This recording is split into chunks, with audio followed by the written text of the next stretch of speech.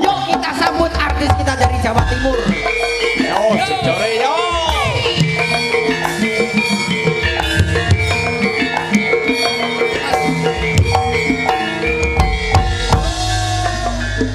Or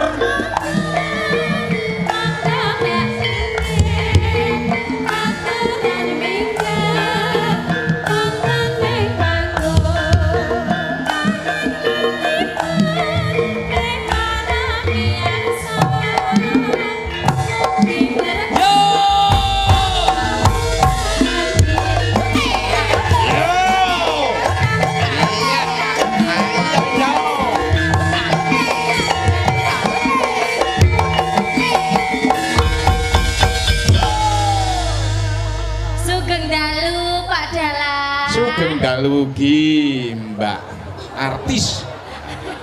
Nggih tepangaken kula Prabu saking Surabaya. Nderek mangayu bagya anggenipun acara sedekah bumi wonten ing Kejawen nggih. Kejawan.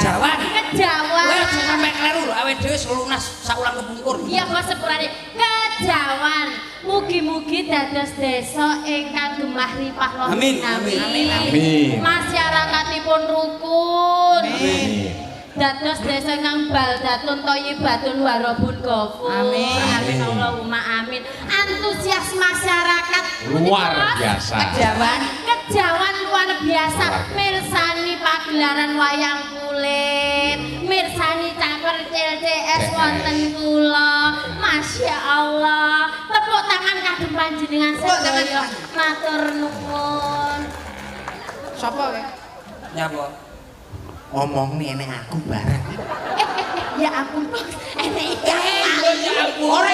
Ora enek ning banner lho, ora enek ning banner, ora enek cagak listrik, ora enek ning banner. nuwun sewu Pak Dalang menika kula mbetok kembaran kula. Oh, sinten menika? Lah niki Menika sinden wanita Rai Jaset menika. aja kaya ngono lho, Badhe Bos. nyuwun biasa menika. Dandan sak dandan lo ayu padha karo aku sanggulane ya padha. Ngomong ngono. Kebaya paling enggak memakai kutu baru bludruk aku warna hitam biru lho padha. Dandane ae dening sablon kok ya Salon. Salon. ya sebelah iki sablon. Nang salon Bos jarik padha. Padha.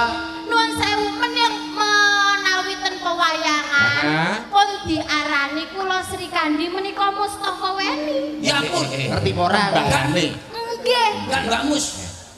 Kan Mbak Mus tak. Mustofa. Dadi napa-napa niku mesti bareng lho Pak Jal.